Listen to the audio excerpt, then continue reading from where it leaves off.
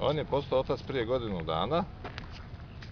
Imamo u susjedu jednu ženku kujicu iste ovakve boje, iste starosti.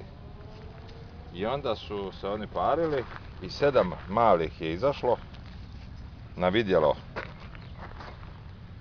I evo, jedan je došao se javiti. I gdje je ti 7 mali?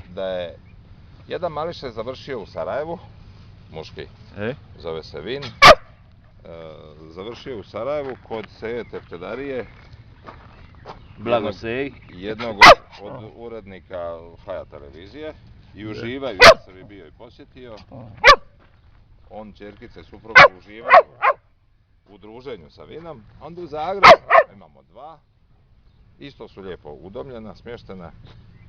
Moram reći da nismo ih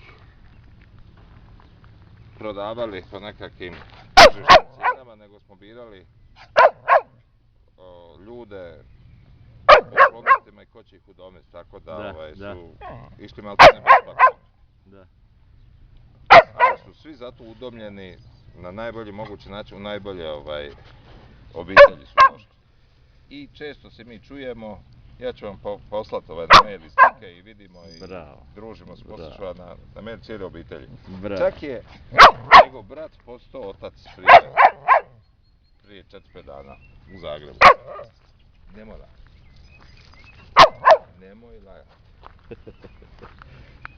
Opet ću reći, zavidim vam i na manje kila i na oba pasa i Bogu hvala, eto, da ste mi zdravi i veseli sva 3. Hvala vam.